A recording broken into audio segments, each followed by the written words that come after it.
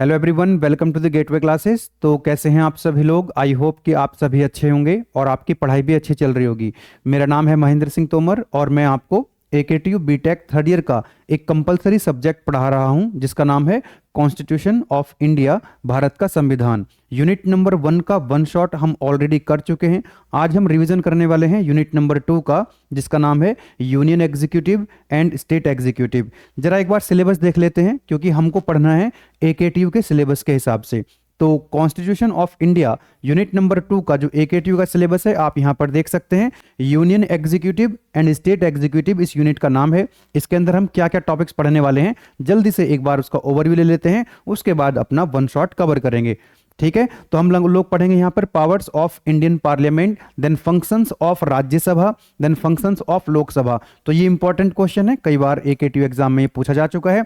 Then powers and functions of president, कि जो India का प्रेसिडेंट होता है उसकी क्या पावर्स होती हैं, उसके क्या फंक्शंस होते हैं, ये भी काफी इंपॉर्टेंट है और कई बार एकेटीयू एग्जाम में आ चुका है। Then comparison of the power of Indian president की जो पावर की कंपैरिजन है उसको हम करेंगे विद यूनाइटेड स्टेट्स के प्रेसिडेंट के साथ। Powers and functions of prime minister, India के जो प्राइम मिनिस्टर्स हैं उनकी क्या फंक्शंस, उनके क्या पावर्स होती है, ये क्वेश्चन भी आ चुका है ऑलरेडी, इसको भी पढ़ने वाले हैं अच्छे से। देन जुडिशरी के बारे में बात करेंगे जो कि इंडिपेंडेंट होती है, सुप्रीम कोर्ट जो है इंडिपेंडेंट होता है। देन अपॉइंटमेंट ऑफ जजेस, हाई कोर्ट, सुप्रीम कोर्ट और डिस्ट्रिक्ट कोर्ट के जो जजेस होते हैं उनको अपॉइंट करने का क्या प्रोसीजर होता है और इन जजेस को कौन अपॉइंट करता है, ये क्वेश्चन भी आ चुका है पहले। देन जुडिशियल रिव्यू के बारे में बात करेंगे, पीआईएल के बारे में बात करेंगे, जुडिशियल एक्टिविज्म के बात करेंगे, लोकपाल एंड लोकायुक्त के बारे में बात करने वाले हैं।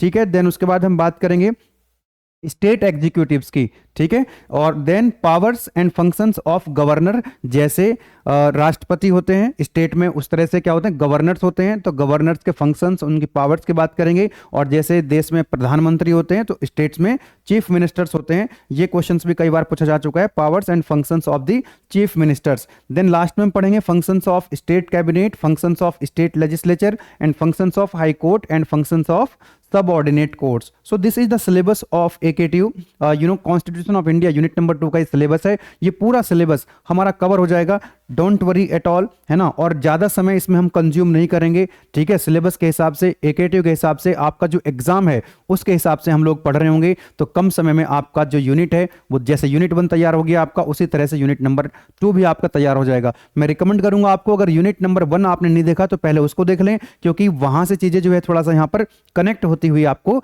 दिखाई देंगी। ठीक है, चलिए स्टार्ट करते हैं, समझते हैं सबसे पहले कि यूनियन एग्जीक्यूटिव और स्टेट एग्जीक्यूटिव का क्या मतलब है।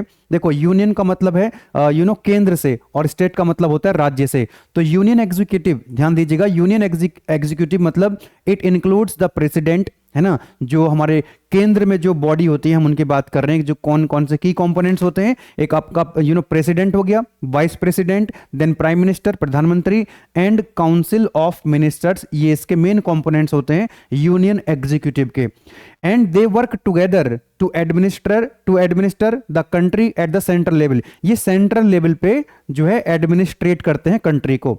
देन स्टेट एग्जीक्यूटिव का मतलब है राज्य कार्यपालिका, है ना। तो यहां पर इसके अंदर कौन कौन आ जाएंगे, गवर्नर्स, है ना, जैसे यहां राष्ट्रपति होते हैं तो यहां पर गवर्नर्स होते हैं, chief ministers and council of ministers, जो राज्य का मंत्रिपरिषद होते हैं, and they govern the state level administration. ये जो स्टेट एग्जीक्यूटिव होती है ये स्टेट लेवल पे एडमिनिस्ट्रेशन को देखती है। ठीक है, 1 बाय 1 पढ़ते हैं, आगे चलते हैं। देखो, नेक्स्ट जो है दैट इज वेरी इंपॉर्टेंट और ये कई बार एकेटीयू एग्जाम में आ चुका है। आप यहां पर देख सकते हैं एकेटीयू 2020-21, 21-22 और 23-24 में ये क्वेश्चन पूछा जा चुका है।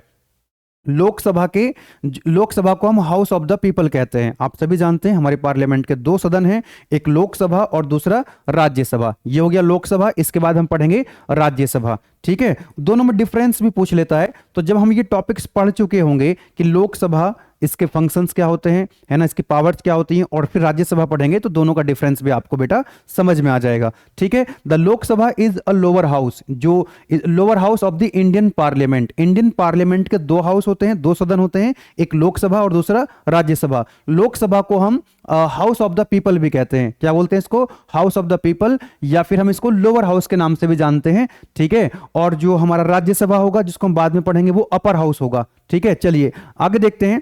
सो Lok Sabha is the lower house of the Indian parliament and represents the people of India. ये इंडिया के जो इंडियंस हैं उनको क्या करते हैं, रिप्रेजेंट करते हैं। Its functions are categories as follows. अब इनके फंक्शंस देख लेते हैं। फंक्शन से पहले आप ये देख लीजिएगा कि जो लोकसभा में टोटल मेंबर्स कितने होते हैं, 552 टोटल मेंबर्स होते हैं अकॉर्डिंग टू द कॉन्स्टिट्यूशन। लेकिन करंट में अभी जो है लोकसभा कैन हैव मैक्सिमम कितने मेंबर्स हो सकते हैं, maximum 530 members represents the state. ये 530 मेंबर्स जो होते हैं ये स्टेट्स को रिप्रेजेंट करते हैं। दूसरा जो 20 मेंबर्स होते हैं रिप्रेजेंट्स द यूनियन टेरिटरीज, है ना, जो यूनियन टेरिटरीज हैं उसमें उसके कितने मेंबर्स होते हैं, 20 मेंबर्स।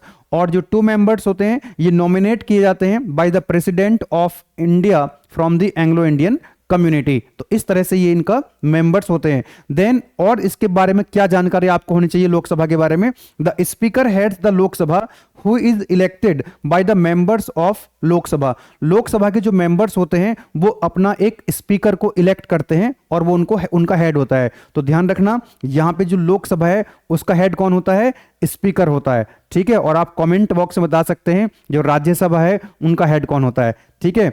डिप्टी स्पीकर्स क्या करते हैं, असिस्ट द स्पीकर। जो डिप्टी स्पीकर हैं ये स्पीकर को असिस्ट करेंगे and acts in their absence. अगर मान लीजिए ये एब्सेंट है जो स्पीकर हैं तो डिप्टी स्पीकर उनकी एब्सेंस में काम करते हैं, ठीक है। लीडर्स ऑफ द हाउस, ये जो लोकसभा है इसका लीडर कौन होता है, प्राइम मिनिस्टर। कौन होता है इसका लीडर, प्राइम मिनिस्टर होता है, या फिर जो रूलिंग पार्टी होती है उसका कोई सीनियर मेंबर उनका हेड हो सकता है, उनका लीडर हो सकता है। जैसे प्रधानमंत्री मोदी जी अभी क्या है, लोकसभा के लीडर हैं। या फिर अगर प्रधानमंत्री की जगह कोई जो रूलिंग पार्टी है जैसे भारतीय जनता पार्टी है या एनडीए की जो सरकार है उनका कोई सीनियर मेंबर हो सकता है। Leader of the opposition as a senior member of the largest opposition party. जो लार्जेस्ट अपोजिशन में जो लार्जेस्ट पार्टी है उसका क्या होगा, एक लीडर ऑफ अपोजिशन होता है। At least 10% of the total seats, ठीक है। तो उसमें से एटलीस्ट कितनी सीट होनी चाहिए, 10% ऑफ द टोटल सीट होनी चाहिए अपोजिट पार्टी की, राइट। आगे चलते हैं तो लोकसभा की बात चल रही है, हाउस ऑफ द पीपल की बात चल रही है। इसका जो टेन्योर होता है वो 5 इयर्स का होता है, यानी कि हर 5 साल के बाद लोकसभा जो है भंग हो जाती है और फिर से नए मेंबर्स चुन करके आते हैं। 5 साल के बाद लोकसभा का इलेक्शन होता है। हालांकि इसको पहले भी डिसॉल्व कर दिया जाता है on the advice of prime minister to the president के माध्यम से। जो प्राइम मिनिस्टर हैं लोकसभा को टेन्योर से पहले भी क्या कर सकते हैं, इसको भंग कर सकते हैं। The Lok Sabha is elected for the term of 5 years from the date of first meeting after the general election. जब जनरल इलेक्शन हो जाते हैं और उसके बाद जो फर्स्ट मीटिंग होती है तब से लेकर के 5 साल तक ये काम होता है। However, the tenure can be dissolved earlier by the presidents of India on the advice of prime minister। कि प्राइम मिनिस्टर की एडवाइस पे और राष्ट्रपति के माध्यम से ये लोकसभा को 5 साल से पहले भी भंग कर दिया जा सकता है, डिजॉल्व कर दिया जा सकता है।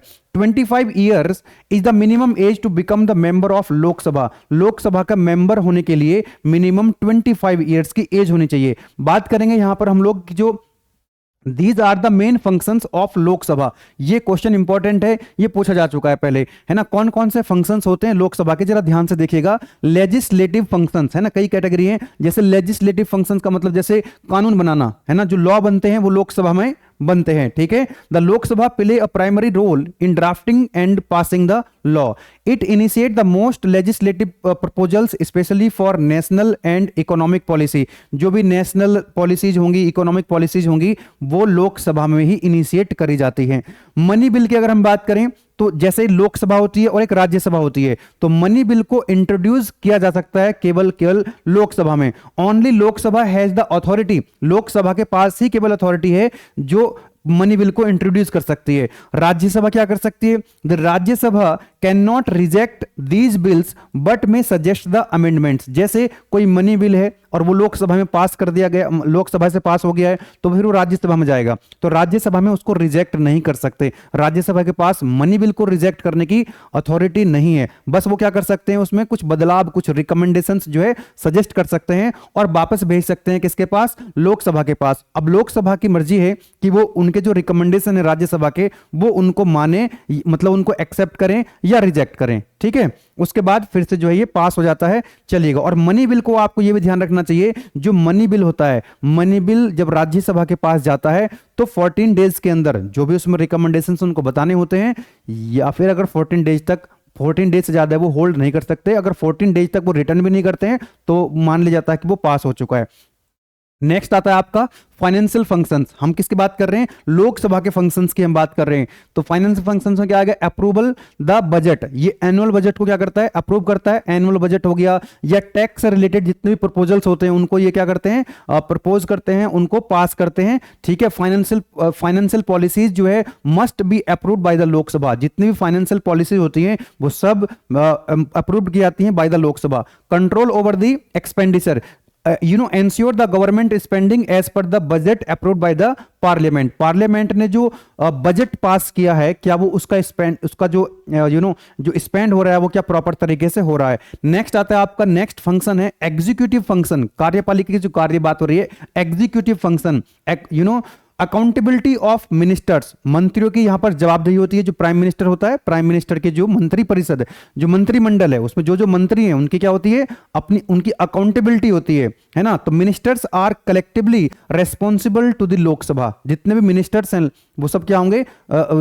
रेस्पॉन्सिबल होंगे to the Lok Sabha. Ministers answer to the Lok Sabha during question hour session. एक जो प्रश्नकाल होता है, जो क्वेश्चन वाला जो सेशन होता है, क्वेश्चन आर जिसको बोलते हैं, तो उसमें जो बाकी के मेंबर्स होते हैं, मतलब जो लोकसभा के मेंबर्स होते हैं, वो क्वेश्चन पूछ सकते हैं और उनके आंसर कौन करेगा? जो मिनिस्टर्स होंगे। ठीक है। No confidence motion, no confidence motion भी इसका फंक्शन है। तो Lok Sabha can pass a vote of no confidence motion and forcing the government to resign. मतलब नो कॉन्फिडेंस मोशन एक होता है अविश्वास प्रस्ताव। मतलब अगर मान लीजिए लोकसभा के मेंबर्स को लग रहा है कि उनका सरकार से, जो सरकार है, जो गवर्नमेंट है, उस पर से विश्वास उड़ रहा है, उन पर विश्वास नहीं है। फॉर एग्जांपल प्रधानमंत्री पे विश्वास नहीं है लोकसभा का, तो लोकसभा क्या करते हैं? वोट करके नो कॉन्फिडेंस मोशन ला सकते हैं और सरकार को गिरा सकते हैं। आपको याद होगा 1999 में जो अटल बिहारी वाजपेयी थे, उनकी सरकार एक वोट से गिरा दी गई थी। किसके माध्यम से? नो कॉन्फिडेंस मोशन के माध्यम से। ठीक है, अटल बिहारी वाजपेयी की जो सरकार थी वो 1999 में एक वोट से गिरा दी गई थी। नाउ नेक्स्ट आता है जो इनका फंक्शन है इलेक्टोरल फंक्शंस, है ना। तो पार्टिसिपेट्स इन द इलेक्शंस। जो लोकसभा के मेंबर्स हैं वो पार्टिसिपेट करते हैं किसमें? प्रेसिडेंट के इलेक्शन में और वाइस प्रेसिडेंट के इलेक्शन में।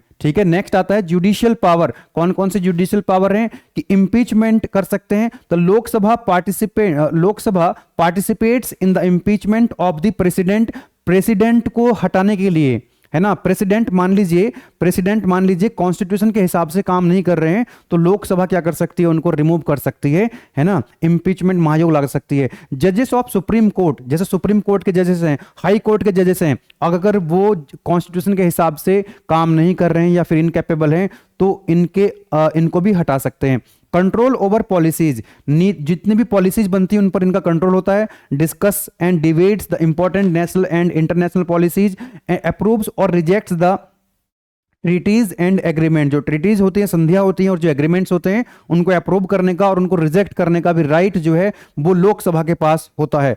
नेक्स्ट आता है आपका इमरजेंसी पावर्स भी इनके पास होती हैं। During a national emergency Lok Sabha approves और डिसअप्रूव्स the constitution of the continuation of the emergency. जो इमरजेंसी अगर मान लीजिए लगी हुई है देश में, नेशनल इमरजेंसी अगर लगी हुई है, तो लोकसभा जो है अप्रूव और डिसअप्रूव कर सकती है कि उस इमरजेंसी को आगे फर्दर कंटिन्यू करना है या नहीं करना है। X tends the duration of state legislature during emergency. मान लीजिए अगर नेशनल इमरजेंसी लगी हुई है, तो जो स्टेट की, जो राज्य की लेजिस्लेचर्स होते हैं उनको क्या कर सकती है? एक्सटेंड करने का अधिकार भी लोकसभा के पास होता है। ठीक है। नेक्स्ट आता है, और भी इसके कुछ हो सकते हैं, जैसे फॉर्मेशन ऑफ न्यू स्टेट्स। नए राज्यों का निर्माण कर सकती है कौन? Lok Sabha. Approves the creation of new states. अगर न्यू स्टेट बनाना है, एक स्टेट को काट करके 2 स्टेट बनाने हैं, 3 स्टेट बनाने हैं, तो लोकसभा के पास वो अथॉरिटी होती है। या फिर alteration of the state boundary. किसी स्टेट की बाउंड्री को अल्टर कर सकते हैं, कि जैसे उत्तराखंड से कुछ हिस्सा काट के यूपी में डाल दिया, या यूपी का हिस्सा उत्तराखंड में डाल दिया, तो उसकी बाउंड्री को भी अल्टर करने का लोकसभा के पास राइट होता है। ठीक है। पॉलिसी डिस्कशन, है ना। Debates and public issues and recommends the solution, है ना। डिबेट्स हो सकती है पब्लिक इश्यूज के लिए और उनके सॉल्यूशन भी रिकमेंड कर सकते हैं। तो ये जो मैंने आपको बता दिए हैं बेटा, लोकसभा की पावर्स, लोकसभा के फंक्शंस मैंने आपको बता दिए हैं, है ना। लेजिस्लेटिव फंक्शंस मैंने आपको बताया था हेडिंग डाल डाल डाल कर लिख सकते हैं, फाइनेंशियल फंक्शंस, एग्जीक्यूटिव फंक्शंस, ठीक है, electoral functions, judicial functions, control over policies, then emergency powers होते हैं इनके पास, और भी कुछ इनके पास कार्य होते हैं, ठीक है। सो this is all about the Lok Sabha. Lok Sabha आपको समझ आ गया होगा। Now let us discuss about the Rajya Sabha. देखिए हम एकेटीयू के पॉइंट ऑफ व्यू से पढ़ रहे हैं, ठीक है। अगर आप सिविल सर्विसेज तैयार करेंगे तो आपको और ज्यादा पढ़ने की जरूरत पड़ेगी, ठीक है।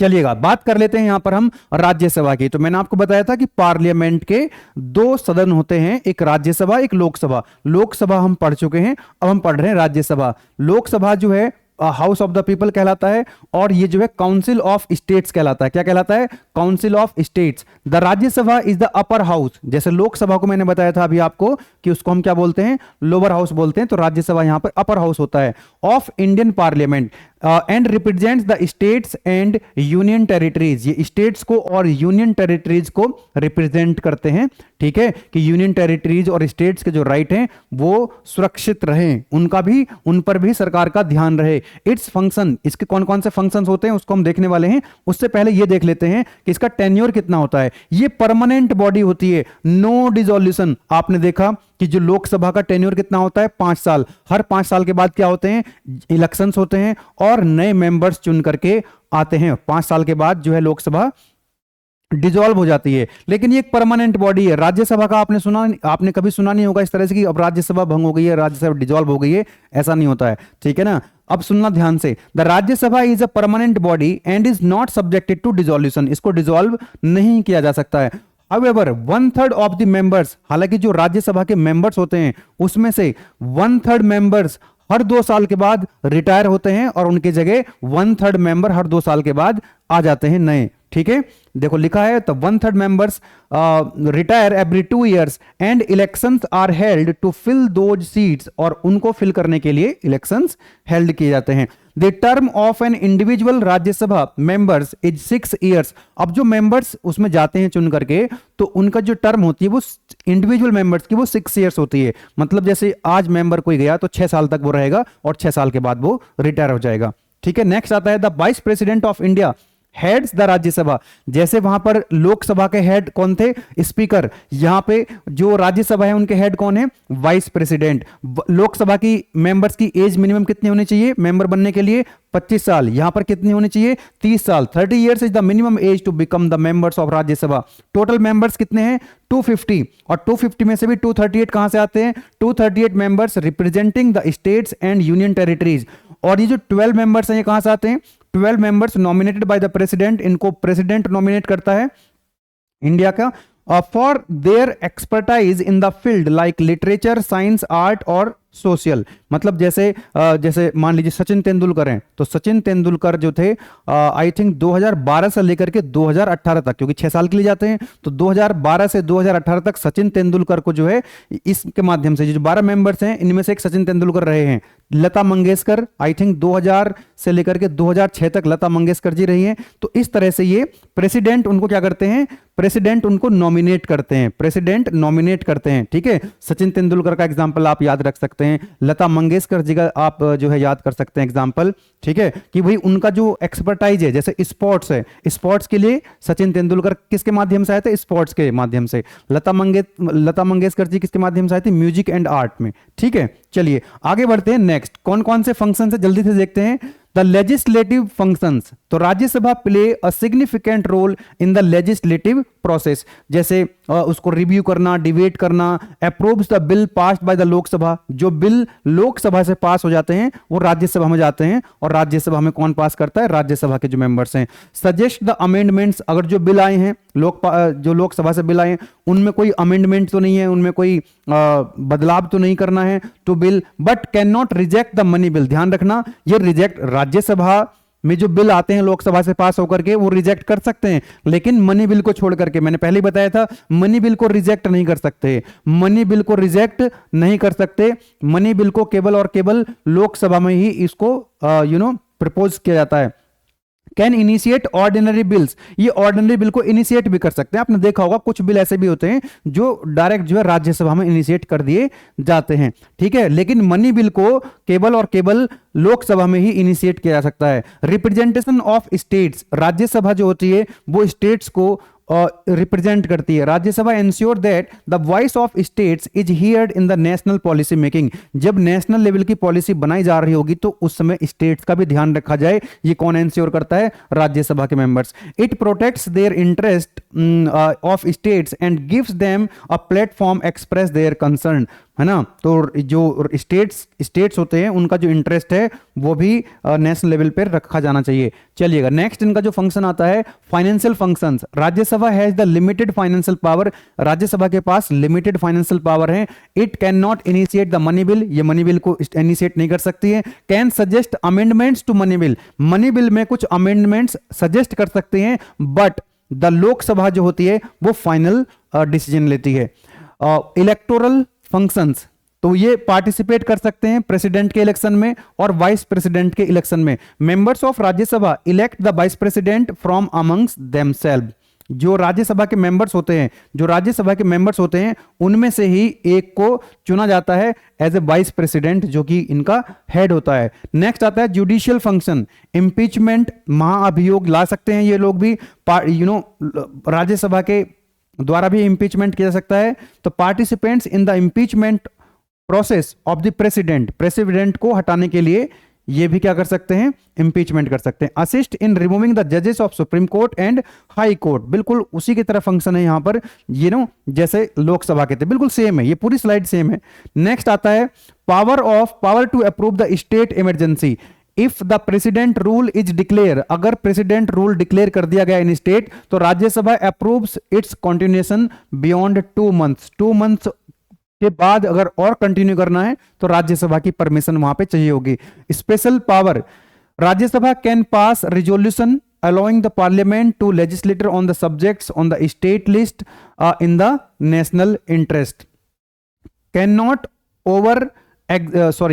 control over execute, though the question are and debates Rajya members hold the ministers accountable, जो क्वेश्चन आवर वाला जो सेशन होता है उसमें राज्यसभा के जो मेंबर्स होते हैं मिनिस्टर से क्वेश्चन पूछ सकते हैं और उसको उसकी अकाउंटेबिलिटी, है ना, अकाउंटेबिलिटी उसको ठहरा सकते हैं। Discuss the government policies and ensures there proper implementation, कि जो गवर्नमेंट की पॉलिसीज हैं उनको डिस्कस कर सकते हैं और ये एंश्योर करते हैं कि उनकी प्रॉपर इंप्लीमेंटेशन हो रहा है या नहीं। तो हमने राज्यसभा पढ़ लिया, हमने लोकसभा पढ़ लिया है। लोकसभा ऑलरेडी एकेटीव एग्जाम में पूछा जा चुका है, तो आई होप कि आपको एक बेसिक अंडरस्टैंडिंग मिल रही होगी, ठीक है ना। कम समय लेंगे, ज्यादा समय नहीं लेंगे आप लोगों का। चलिए नेक्स्ट आता है पावर, क्योंकि नॉन क्रेडिट कोर्स है आपका, ये बात हम भी जानते हैं और आप भी जानते हैं, लेकिन एट द सेम टाइम इस सब्जेक्ट में पास होना भी जरूरी है। और आप मुझे पता है कि एग्जाम वाले दिन या एग्जाम से एक दिन पहले ही आप इस सब्जेक्ट को पढ़ रहे होंगे, लेकिन एक दिन में जब आप ये समय लगा रहे होंगे आपको एक बेसिक नॉलेज मिल रही होगी, ये भी बात तय है, ठीक है, क्योंकि ऑप्टिमाइज कर दिया है आपके जरूरत के हिसाब से कंटेंट को मैंने बना दिया है यहां पे, ठीक है। चलिए बात करते हैं powers and functions of the president of India. Indian president के पावर क्या होती है, उनके फंक्शंस क्या होते हैं। एकेटीयू 2020 21-22 और 23-24 में ये पूछा जा चुका है। The president of India is the constitutional head of the country, country के जो कॉन्स्टिट्यूशनल हेड होते हैं वो कौन होते हैं, प्रेसिडेंट। हालांकि जो पूरी की पूरी एग्जीक्यूटिव पावर होती है वो प्राइम मिनिस्टर के पास होती है। Powers and functions can be categorized as follow. First one is executive power. पहली बात तो ये एग्जीक्यूटिव पावर में आता है अपॉइंटमेंट, ये किस किस का अपॉइंटमेंट कर सकते हैं, appointment of the prime minister.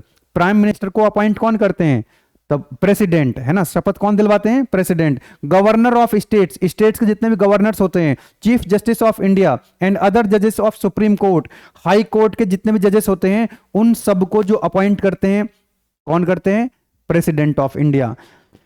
Appoints की ऑफिशियल्स, और जो की ऑफिशियल्स होते हैं जैसे अटॉर्नी जनरल, है ना, controller and auditor general, CAG and election commissioners को भी कौन अपॉइंट करता है, president of India. Administration power क्या होगी, executes the decision made by the council of ministers. Functions as the supreme commander of the armed forces. armed forces के जो supreme commander होते हैं, तीनों सेनाओं के जो सुप्रीम कमांडर होते हैं वो कौन होते हैं, द प्रेसिडेंट ऑफ इंडिया। आगे बढ़ते हैं, नेक्स्ट जो इनका फंक्शन है, जो पावर है, लेजिस्लेटिव पावर है ना। ये सत्र को बुला भी सकते हैं, सत्र को भंग भी कर सकते हैं। Dissolve the Lok Sabha based on the prime minister advice. देखिए इनके पास काम तो होते हैं, लेकिन सारे के सारे काम इसकी मर्जी से होते हैं। एडवाइजर कौन होता है इनका? Prime minister. तो प्राइम मिनिस्टर की एडवाइस पे ये सब काम करते रहते हैं, अपने मन से इनके कोई काम नहीं कर सकते। एसेंट टू द विल है ना, जो sign bills passed by the parliament make them law. Parliament से जो बिल पास होते हैं, राज्यसभा लोकसभा से जो बिल पास होते हैं, उस पर प्रेसिडेंट को साइन करने होते हैं, तो वो क्या बन जाता है? बिल बन जाता है। कैन रिटर्न बिल, ये बिल को रिटर्न तो कर सकते हैं, except money bill. Money bill को ये भी रिटर्न नहीं कर सकते हैं, क्योंकि जब राज्यसभा से और लोकसभा से कानून जो बिल पास हो जाता है, तो वो कानून कब बनता है? देखिए बिल पास होना और बिल पास होने के बाद कानून तभी बनेगा जब तक प्रेसिडेंट के साइन हो जाएंगे। तो ये मनी बिल को ये रिटर्न नहीं कर सकते हैं, ठीक है। बाकी जो ऑर्डिनरी बिल्स होते हैं उनको रिटर्न कर सकते हैं, मनी बिल को रिटर्न नहीं कर सकते हैं, रिकंसिडरेशन के लिए वापस नहीं कर सकते। Ordinance making power during parliament recess the president can issue ordinance under article 123। जब हमारा सदन नहीं चल रहा होता है तो उस समय ऑर्डिनरी बिल ऑर्डिनेंस पास कर सकते हैं, अध्यादेश जारी कर सकते हैं। कौन? प्रेसिडेंट। फाइनेंशियल पावर की अगर हम बात करें तो budget presentation ensure that the annual budget and financial statement are presented to the parliament. कि पार्लियामेंट के अंदर जो एनुअल बजट बना है, क्या वो प्रेजेंट हुआ कि नहीं हुआ, जो फाइनल स्टेटमेंट है वो प्रेजेंट हुए कि नहीं हुए सदन के अंदर, पार्लियामेंट के अंदर। मनी बिल की बात करें तो no money bill can be introduced without the president recommendation जरूर होता है प्रेसिडेंट का, बिना प्रेसिडेंट के रिकमेंडेशन के मनी बिल को इंट्रोड्यूस नहीं किया जा सकता। नेक्स्ट आता है जुडिशियल पावर, किसकी? प्रेसिडेंट ऑफ इंडिया की। अपॉइंटमेंट की, अपॉइंट द जजेस of the supreme court and high court और सुप्रीम कोर्ट के जजेस को कौन अपॉइंट करता है? President of India. Granting the pardons, मतलब जो प्रेसिडेंट है, जो आपके किसी व्यक्ति की जो सजा मिली हुई है, सजा को कम कर सकते हैं, सजा को माफ भी कर सकते हैं, है ना। आपने देखा भी होगा, जो फांसी की सजा अगर किसी को मिल जाती है उससे उसको माफ कर सकते हैं कौन? President of India. Emergency powers होती हैं किसके पास? प्रेसिडेंट ऑफ इंडिया के पास, जैसे national emergency, state emergency and financial emergency. National emergency कब आती है? तो can declare the national emergency under the article 352 during external aggression, या अगर वॉर हो जाए, युद्ध हो जाए, तो प्रेसिडेंट जो है वो नेशनल इमरजेंसी घोषित कर सकते हैं। स्टेट इमरजेंसी, अगर मान लीजिए स्टेट की गवर्नमेंट, राज्य की सरकार लॉ एंड ऑर्डर को मेंटेन नहीं कर पा रही है, या कॉन्स्टिट्यूशन के हिसाब से उनकी सरकार नहीं चल पा रही है, अगर सरकार फेल हो गई है, तब भी क्या कर सकते हैं? जो प्रेसिडेंट है वो स्टेट इमरजेंसी वहां पर लगा सकते हैं, ठीक है, under the article 356 if the state government fails to function. Next आता है आपका financial emergency, can declare a financial emergency under the article 360 if financial stability is threatened, ठीक है। आगे बढ़ते हैं, नेक्स्ट आता है डिप्लोमेटिक पावर्स, कि represents India in international forum. जो इंटरनेशनल फोरम होते हैं तो प्रेसिडेंट वहां पर रिप्रेजेंट कर सकते हैं इंडिया को, ठीक है। Sign treaties and agreements on the behalf of country के बिहाफ पे वो ट्रीटीज या एग्रीमेंट पे साइन कर सकते हैं। मिलिट्री पावर्स होती हैं, जैसा भी मैंने आपको बताया था, act as the supreme commander of the arm forces. Arm forces चाहे वो आपकी नेवी हो, एयरफोर्स हो, आर्मी हो, इन सब के जो सुप्रीम कमांडर होते हैं वो प्रेसिडेंट ऑफ इंडिया होते हैं, और ये अपॉइंट्स करते हैं चीफ्स। जो भी आर्मी, नेवी और एयरफोर्स के जितने भी जो भी चीफ्स होते हैं उनको कौन अपॉइंट करते हैं? President of India. तो ये इंपॉर्टेंट क्वेश्चन था कि what are the power and functions of president of India, इस बात को आप ध्यान रखेंगे। अब हम क्या करेंगे, जो इंडिया के प्रेसिडेंट है, इंडियन प्रेसिडेंट, और यूएसए के जो प्रेसिडेंट है, यूएस के जो प्रेसिडेंट है, उनकी पावर, उनके फंक्शंस को हम कंपेयर कर लेते हैं, ठीक है ना। ये भी सिलेबस में है। तो जो ध्यान देना, ये जो हमारे इंडियन प्रेसिडेंट होते हैं ये हमारे कॉन्स्टिट्यूशनल हेड होते हैं, लेकिन पूरी की पूरी पावर किसके पास होती है? एग्जीक्यूटिव पावर पूरी की पूरी प्राइम मिनिस्टर के पास होती है। यहां पर जो होते हैं, जो यूएस के प्रेसिडेंट होते हैं, ये स्टेट के हेड होते हैं, हेड ऑफ द गवर्नमेंट के, मतलब ये रियल, इनके पास रियल पावर्स भी होती हैं। देखो यहां पर लिखा हुआ है real power rest with the prime minister, real power prime minister के पास होती है, जबकि यूएस के अंदर अगर हम बात करें प्रेसिडेंट की, तो hold significant executive power, appoints the cabinet and leads the executive branch. Supreme commander of the arm forces, ध्यान देना जो प्रेसिडेंट है इंडिया के वो सुप्रीम कमांडर है किसके, आर्म फोर्सेस के। लेकिन ये एक्ट कर सकते हैं on the advice of council of minister, council of minister की एडवाइस पर ही ये कुछ एक्ट कर सकते हैं, एक्शन ले सकते हैं, ठीक है। जबकि यूएस के जो प्रेसिडेंट हैं ये सुप्रीम कमांडर होते हैं आर्म फोर्सेस के, can take independent decision in military matters, जितने भी मिलिट्री मैटर्स होते हैं यूएस के प्रेसिडेंट इंडिविजुअल इंडिपेंडेंटली वो क्या ले सकते हैं, डिसीजन ले सकते हैं, ठीक है। बाकी आप लोग यहां पर देख लीजिएगा इसको, मैंने 3 पॉइंट्स इंपॉर्टेंट आपको बता दिए। Now my dear students, power and functions of the prime minister, हमने प्रेसिडेंट की तो बात कर ली, लेकिन जो रियल में जो पावर जिनके पास होती है इंडिया में वो तो कौन है, प्राइम मिनिस्टर हैं, ठीक है ना। एकेटिव 2023-24 में ये क्वेश्चन आपसे पूछा गया था। The prime minister of India is the head of the government, ये गवर्नमेंट के हेड होते हैं, है ना, सरकार के प्रमुख यही होते हैं प्राइम मिनिस्टर।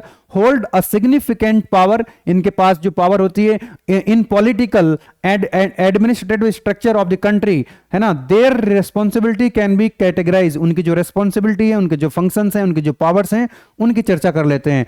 फर्स्ट आता है executive power, leader of the council of minister, जो काउंसिल ऑफ मिनिस्टर होता है, काउंसिल ऑफ मिनिस्टर जितने भी मिनिस्टर्स होते हैं उन सब के हेड होते हैं prime minister. The prime minister decides the roles and responsibilities of minister, कि मिनिस्टर के रोल्स क्या होंगे, रेस्पॉन्सिबिलिटीज क्या होती है, कौन डिसाइड करता है, prime minister. Ensure the smooth functioning of the government department, जितने भी गवर्नमेंट डिपार्टमेंट हैं कि वो स्मूथली फंक्शन कर रहे हो, ये कौन एंश्योर करता है, prime minister of India. Advisor to the president, ये प्रेसिडेंट के एडवाइजर होते हैं, प्रेसिडेंट जो कुछ भी कर रहे होते हैं वो प्राइम मिनिस्टर की एडवाइस पे ही कर रहे होते हैं, ठीक है। तो guide the president on the key decision like appointment and policies, कि किन किन को अपॉइंट करना है, पॉलिसीज के बाद जो इंपॉर्टेंट पॉलिसीज होंगी वो सब जो है प्राइम मिनिस्टर के एडवाइस पे होती हैं। पॉलिसी मेकर में प्रधानमंत्री का बहुत ज्यादा रोल होता है। Frames and implement the policies for the nation and coordinates between the ministry, जितनी भी अलग अलग मिनिस्ट्री होती हैं उन सब के साथ भी कोऑर्डिनेट करना होता है, क्योंकि सभी मिनिस्टर्स के जो प्राइम मिनिस्टर हैं वो कौन है, प्राइम मिनिस्टर, ओके। चलिएगा, लेजिस्लेटिव पावर्स कौन कौन सी होती हैं, ये जो संसद को बुला सकते हैं, संसद को भंग भी कर सकते हैं। Advice the president to someone और डिसॉल्व द पार्लियामेंट, ये जो प्रेसिडेंट के माध्यम से ये क्या कर सकते हैं, ये पार्लियामेंट को क्या कर सकते हैं, पार्लियामेंट को समन भी कर सकते हैं और उसको डिसॉल्व भी कर सकते हैं, ठीक है ना। नेक्स्ट आता है play a key role in parliamentary proceeding, parliament को प्रोसीड करने के लिए इंपॉर्टेंट रोल प्ले करते हैं। इंट्रोड्यूसिंग बिल को भी ये क्या कर सकते हैं, इंट्रोड्यूस कर सकते हैं। Introduce the significant bill and policy in the parliament. Ordinance making power during parliamentary recess, अगर मान लीजिए सदन नहीं चल रहा है, the president can issue the ordinance, पहले भी आया था प्रेसिडेंट्स, जो हम प्रेसिडेंट की बात कर रहे थे उनके रोल्स में, तब आया था ना कि president can issue the ordinance on the prime minister's advice. पहले ये उनका ही फंक्शन है, ये उनके पावर भी है किसकी, प्रेसिडेंट की, लेकिन ये प्रधानमंत्री की जो पावर्स हैं उसमें भी आ जाएगी, क्योंकि प्रधानमंत्री कहने पर ही, प्रधानमंत्री की एडवाइस पर ही वो ऐसा कर सकते हैं, कोई ऑर्डिनेंस पास कर सकते हैं, ठीक है। आगे चलते हैं, फाइनेंशियल पावर्स कौन कौन सी होती हैं, कि budget presentation, the prime ministers help prepare and present the annual budget, annual budget को प्रेजेंट करने के प्रिपेयर करते हैं और उनको प्रेजेंट करवाने में हेल्प करते हैं। Financial decision making play a major role in guiding financial and economic policies.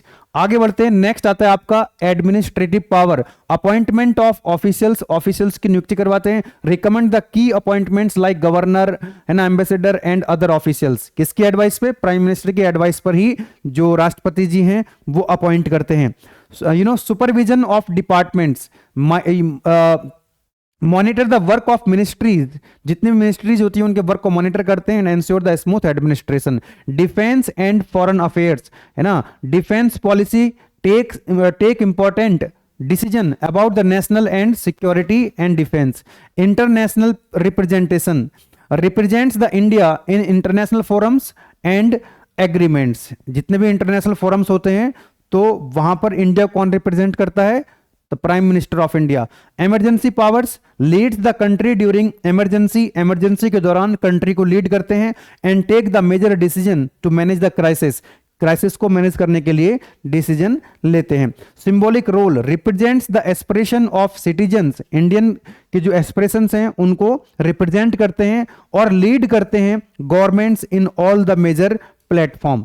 आइएगा, नेक्स्ट आता है आपका जुडिशरी इन इंडिया। इंडिया में जो देखिए जुडिशरी, मैंने बताया था आपको, जुडिशरी जो है वो इंडिपेंडेंट बॉडी है ना, एग्जीक्यूटिव या लेजिस्लेचर पे डिपेंड नहीं करती है, इंडिपेंडेंटली काम करती है। Judiciary in India design to function, India के अंदर जो जुडिशरी है वो डिजाइन करी गई है फंक्शन करने के लिए इंडिपेंडेंटली काम करेंगे, free from the influence of executive and legislature.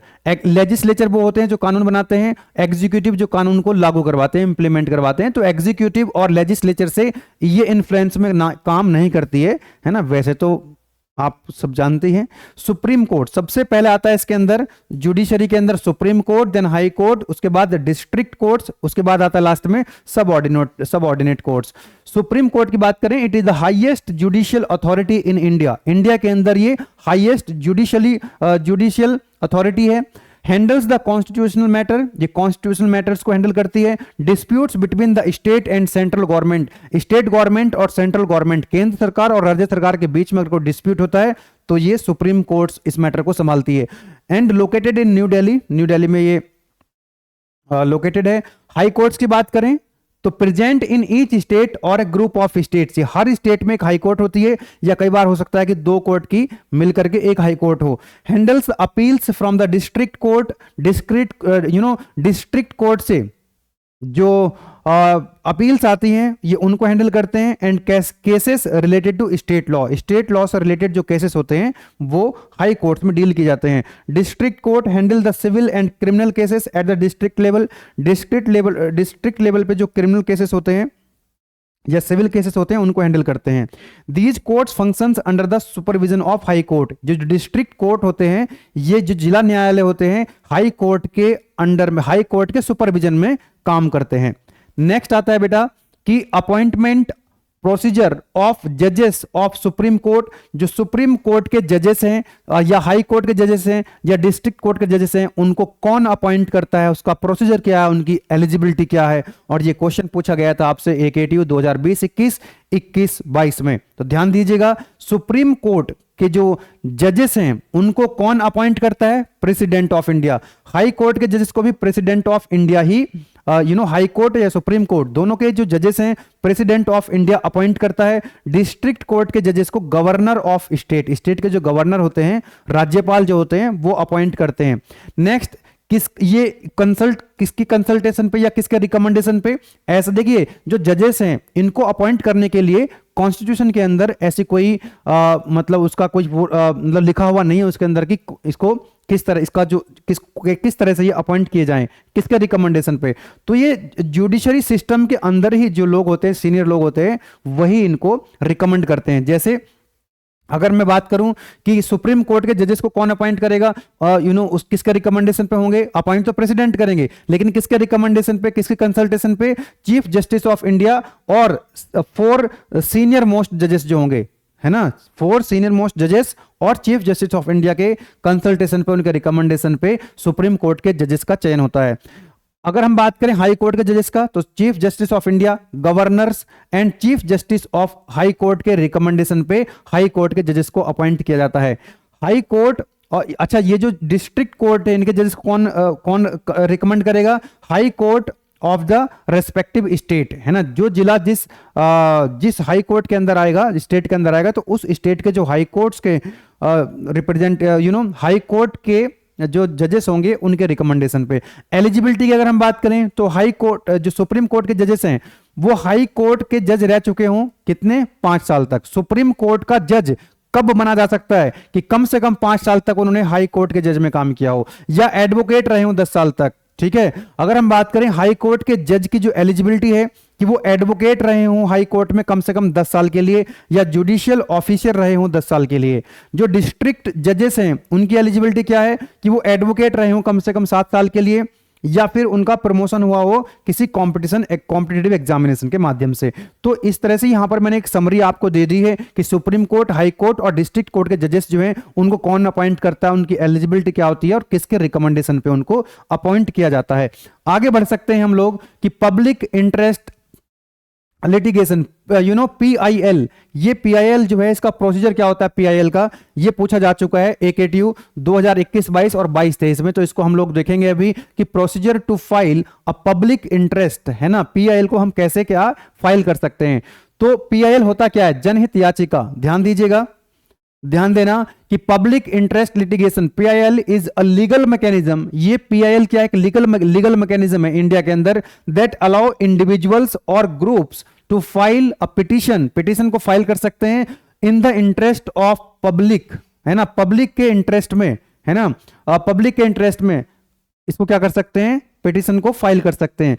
PIL is a tool to address the social issue. कौन कौन से इशू इसके अंदर आ सकते हैं, सोशल इशू आ सकते हैं, ensure the justice and hold the government accountable for its action और इनएक्शन। मान लीजिए कुछ ऐसे इश्यूज हो सकते हैं कि एक्शन लेना चाहिए था गवर्नमेंट को और गवर्नमेंट ने एक्शन नहीं लिया, तो क्यों नहीं लिया, उसके लिए अकाउंटेबल गवर्नमेंट को ठहराया जा सकता है।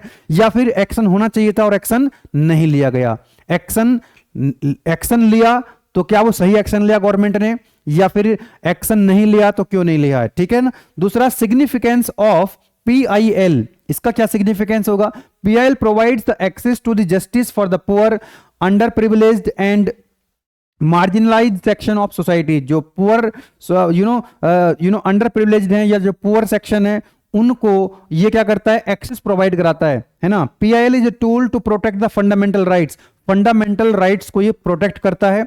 It allow courts to act the guardian of the constitution and protect the public interest, public के इंटरेस्ट को क्या करे वो उनको पब्लिक के जो इंटरेस्ट है उनको प्रोटेक्ट करे। PIL holds the government and public authorities accountable for their negligence और रॉन्गफुल एक्शन, कि गवर्नमेंट ने निग्लेक्ट कर दिया पब्लिक के इंटरेस्ट को या फिर अगर एक्शन लिया तो वो रॉन्ग एक्शन लिया, ठीक है। It ensures the transparency and better governance. आइए देखते हैं कि जो PIL है ये कौन पिटीशन को जो है फाइल कर सकता है और उसका प्रोसीजर क्या होता है। ध्यान दीजिएगा, सबसे पहले डिटरमाइन द इशू, सबसे पहले मुद्दे को पहचान करनी है कि मुद्दा क्या है, ठीक है। मुद्दा वो पर्सनल नहीं होना चाहिए, ध्यान रखना, ये पब्लिक का मुद्दा होना चाहिए, ये अपना पर्सनल इंटरेस्ट उसमें नहीं होना चाहिए। इंडिविजुअली आप फाइल तो कर सकते हो लेकिन अपने इंटरेस्ट के लिए, पब्लिक के इंटरेस्ट के लिए। आगे देखते हैं इसको, identify a significant public interest issues, जो पब्लिक इंटरेस्ट के जो इश्यूज हैं उनको आइडेंटिफाई करना है। जैसे एनवायरमेंटल डिग्रेडेशन है, अब एनवायरमेंट का डिग्रेड हो रहा है, ठीक है ना, तो वो किसी इंडिविजुअल के लिए तो डिग्रेड नहीं हो रहा है, पब्लिक के लिए हो रहा है, ठीक है। नेक्स्ट आता है ह्यूमन राइट्स वायलेशन, ह्यूमन के राइट्स वायलेशन हो रहे हैं। करप्शन की बात हो रही है ना, अगर करप्शन है तो सभी के लिए हो रहा है। Any matter that affect the welfare of the public के वेलफेयर को जो अफेक्ट करेगा मुद्दा, जो मैटर है उसको आइडेंटिफाई करना है। दूसरा स्टेप क्या आएगा, who can file a PIL कौन फाइल कर सकता है, जनहित याचिका कौन दायर कर सकता है। कोई भी इंडिविजुअल दायर कर सकता है लेकिन ध्यान रहे वो अपने लिए नहीं करेगा, पब्लिक के इंटरेस्ट के लिए करेगा, अपना कोई उसका पर्सनल उसमें नहीं, कुछ नहीं होना चाहिए। कोई ऑर्गेनाइजेशन कर सकता है file, NGO non government organisation कर सकते हैं इसको फाइल, ठीक है। And the petitioner does not need to have a personal stake in the issue, उसका पर्सनल स्टेक नहीं होना चाहिए। चूज द कोर्ट, कि भाई अब जो PIL दायर करनी है, फाइल करनी है ना, तो वो कहां कर सकता है, तो कोर्ट को चूज करना पड़ेगा कि सुप्रीम कोर्ट में या हाई कोर्ट में या डिस्ट्रिक्ट कोर्ट में जो है फाइल करनी है PIL। नेक्स्ट स्टेप आता है ड्राफ्ट द पिटीशन, जो आप याचिका तैयार करेंगे। Right the petition clearly and include the following details of the issue. जब आप पिटीशन क्या करें तैयार करेंगे तो ध्यान रखना कि उसमें जो डिटेल्स, जो इश्यूज है, जो प्रॉब्लम्स हैं, उसको डिटेल्स उसकी जो है ठीक से मेंशन करें। सपोर्टिंग द एविडेंस, है ना, कुछ डॉक्यूमेंट्स वहां पर अटैच करें, डेटा रिपोर्ट्स जो उसको दिखाए कि हाँ ये प्रॉब्लम है, ये इशू है। Legal basis for the PIL, है ना। नेक्स्ट आता है आपका स्पेसिफिक रिलीफ और action requested from the court. Submit the petition, अब आपने जो है ड्राफ्ट एक तैयार कर लिया पिटीशन का, उसको सबमिट करना है। File the petition in the appropriate court, है ना, उसको सबमिट करेंगे या सुप्रीम कोर्ट में, हाई कोर्ट में या डिस्ट्रिक्ट कोर्ट में। पे द रिक्वायर्ड कोर्ट फी, जो भी नॉमिनल फी होती है छोटी मोटी, उस फी को जमा करना होता है। फॉर्मेट द पीआईएल, जो पीआईएल आप भर रहे हैं, जो सबमिट कर रहे हैं, उसका जो फॉर्मेट है वो प्रिस्क्राइब्ड फॉर्मेट होते हैं अलग अलग कोर्ट के, तो उसी हिसाब से होना चाहिए उसका फॉर्मेट। नेक्स्ट आएगा आपका mention the day after the petition, जब पिटिशन फाइल हो गई है, the court will assign a day for the hearing. PIL के लिए जो हियरिंग की डेट आएगी, सुनवाई के लिए जो डेट आएगी वो आएगी कोर्ट की तरफ से। देन कोर्ट्स एक्सेप्टेंस है ना, the court evaluates the PIL to ensure it's serves a genuine public interest. अब ये कोर्ट डिसाइड करेगी कि वो पब्लिक इंटरेस्ट में था या नहीं था। द इफ एक्सेप्टेड, अगर वो एक्सेप्ट होगी, the court will issue the notice to concern party. तो जो कोर्ट है वो एक नोटिस जारी करेगी कंसर्न पार्टी को, वो गवर्नमेंट अथॉरिटी या फिर इंस्टीट्यूशन जो भी है।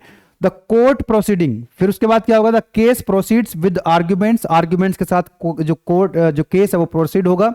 एविडेंस प्रेजेंट, एविडेंस को प्रेजेंट किया जाएगा कोर्ट्स, एंड जो कोर्ट है वो डायरेक्शन देगा। द पिटिशन, द जो जिसने पीएल दाखिल करी है तो must ensure the regular attendance and representation during the hearing. जब हियरिंग की डेट आएगी तो उसको रेगुलर अटेंडेंस वहां मतलब प्रेजेंट रहना पड़ेगा हियरिंग के दौरान।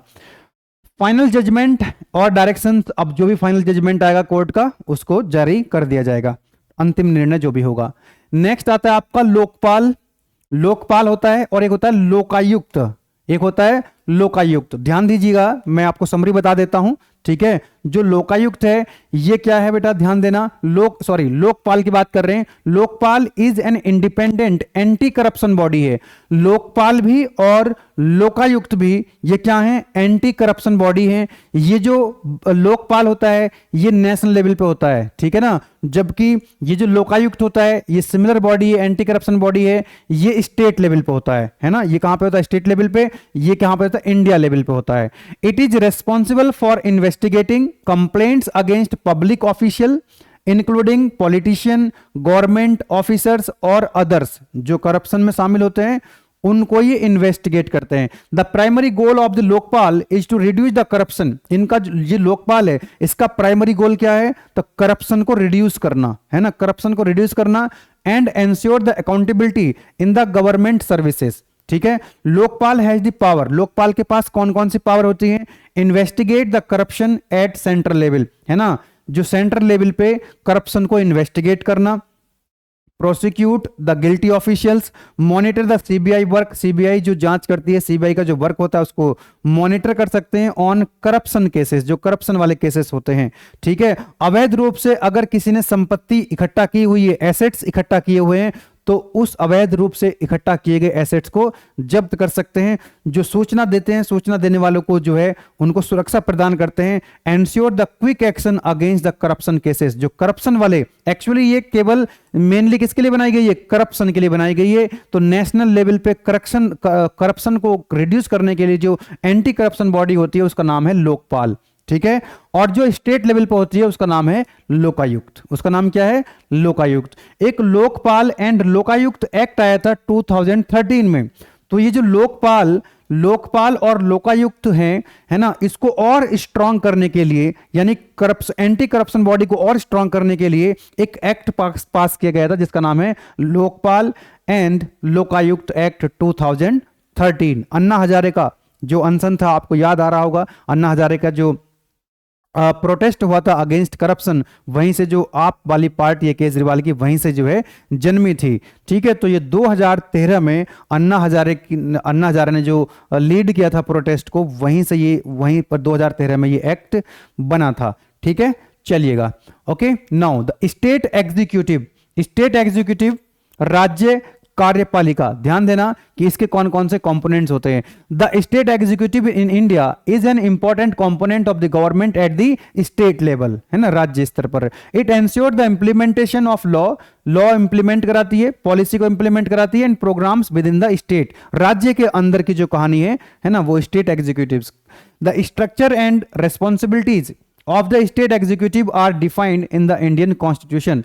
जो स्टेट एग्जीक्यूटिव का जो स्ट्रक्चर है, जो रेस्पॉन्सिबिलिटीज हैं, वो सब कुछ कहां पे लिखा हुआ है, संविधान के अंदर लिखा हुआ है, कॉन्स्टिट्यूशन के अंदर लिखा हुआ है। कौन कौन से कंपोनेंट्स होते हैं इस पे, यहां पे governors, chief minister and council of ministers. जैसे मतलब नेशनल लेवल पे क्या होते हैं, प्रेसिडेंट, तो यहां पे क्या हो जाएंगे, गवर्नर। तो जिस तरह की पावर्स जो थी सेंट्रल लेवल पे प्रेसिडेंट की होती है, वही पावर स्टेट लेवल पे गवर्नर्स की होती है। वहां पर प्रधानमंत्री थे, प्राइम मिनिस्टर, यहां पर हो जाएंगे चीफ मिनिस्टर। सॉरी। आइए बात कर लेते हैं यहां पे हम लोग कि powers and functions of the governor. Governor के फंक्शंस और गवर्नर्स की पावर्स, अगर देखो ध्यान देना, एकेटीयू 2022-23 में ये क्वेश्चन ऑलरेडी पूछा जा चुका है। अब प्रेसिडेंट के जो पावर्स थे, प्रेसिडेंट के जो फंक्शंस थे, बिल्कुल उसी तरह से यहां पर भी मिलेंगे। जैसे वहां पर प्रेसिडेंट किसके कहने पर काम करते थे, किसके एडवाइस पर काम करते थे, प्रधानमंत्री की। तो यहां पर प्रधानमंत्री के जगह कौन आ जाएगा, मुख्यमंत्री। आइएगा बात करते हैं पहले executive powers.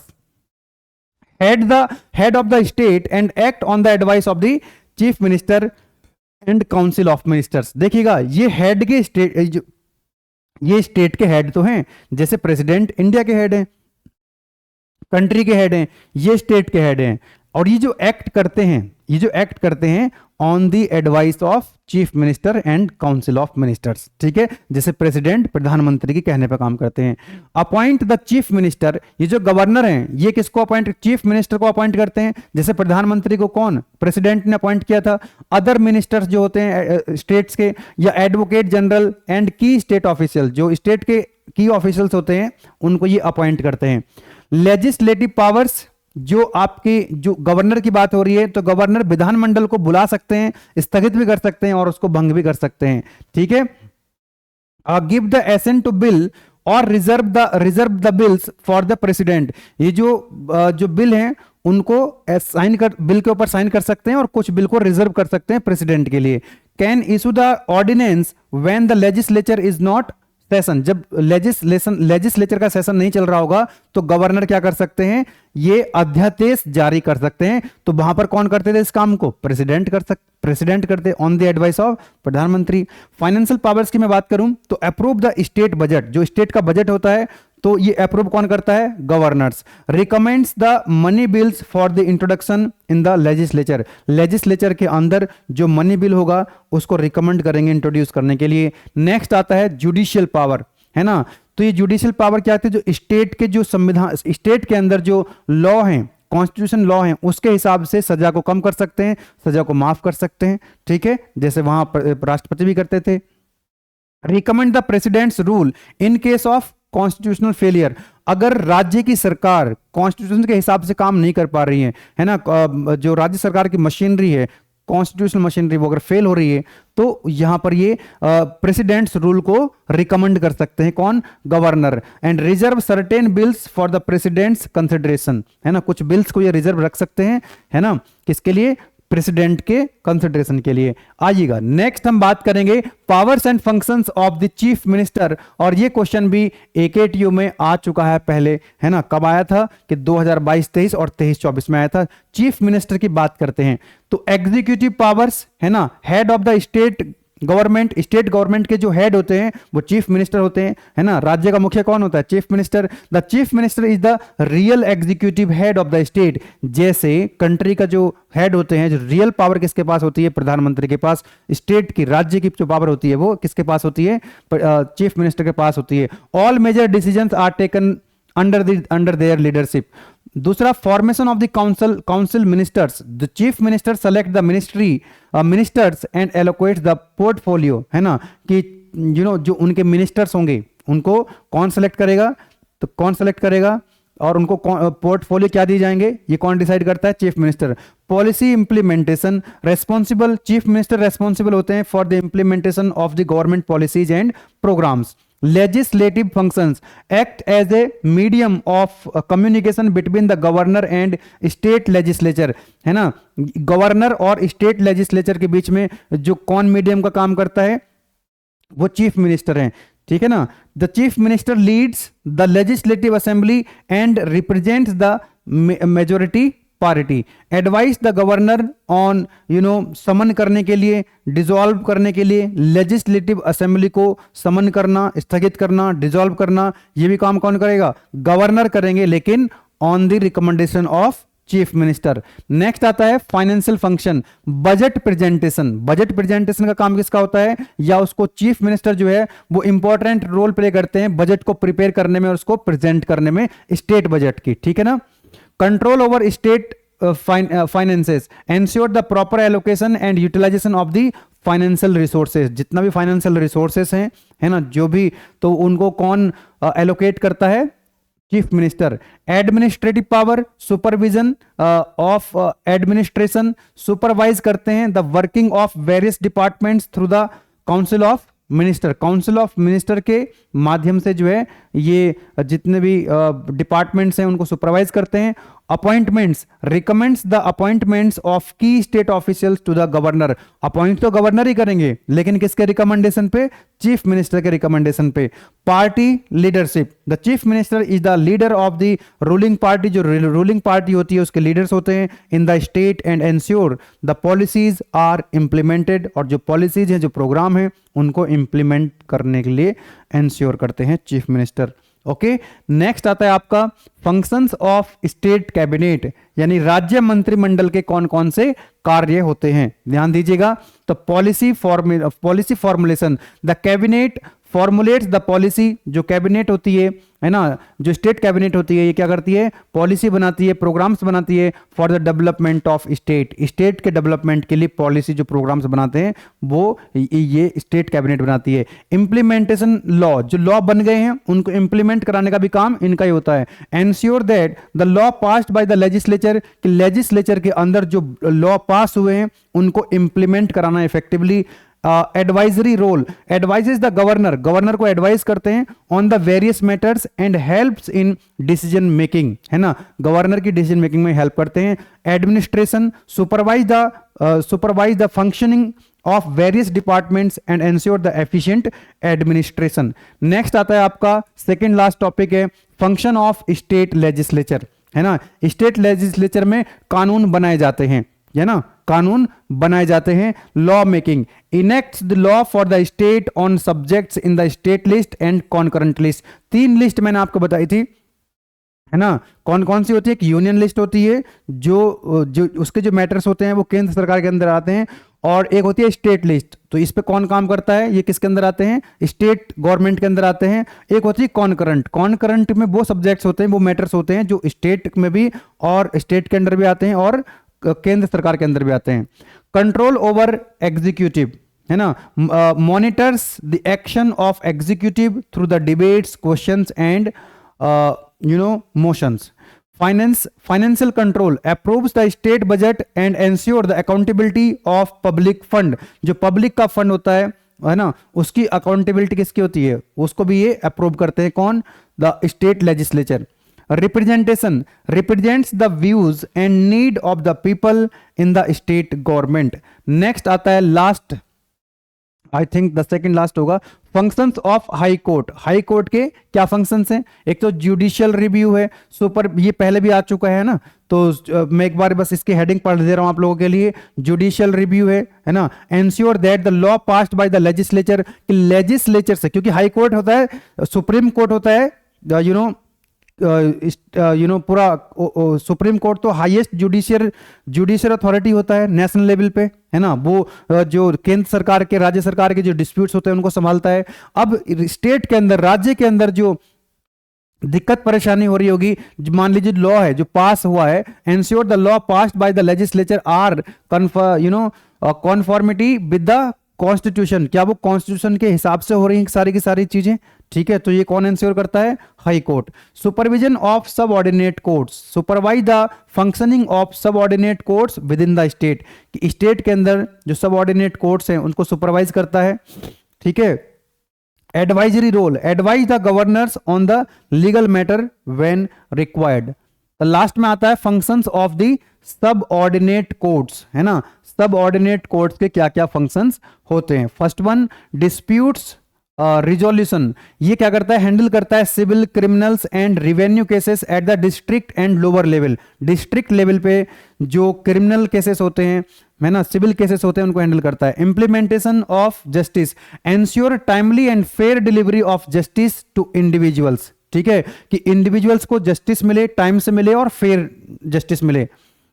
Act as an appellate authority for cases decided by the lower court, execution of law, executes law and orders passed by the high courts, high court से जो लॉ या फिर ऑर्डर पास हुए हैं उनको execute करने का काम भी किसका होता है, सब ऑर्डिनेट कोर्ट्स का होता है। सो this is all about complete revision of unit number 2 of constitution of India. I hope कि आपको सेशन आज का अच्छा लगा होगा। कंटेंट अगर आपको अच्छा लग रहा है तो आप अगर फर्स्ट टाइम विजिट कर रहे हैं गेटवे क्लासेस यूट्यूब चैनल को, तो आप इसको शेयर कर सकते हैं अपने दोस्तों के साथ और चैनल को सब्सक्राइब कर सकते हैं। मिलेंगे फिर यूनिट नंबर 3 के वन शॉट रिवीजन के साथ। Wish you very all the best. Thank you.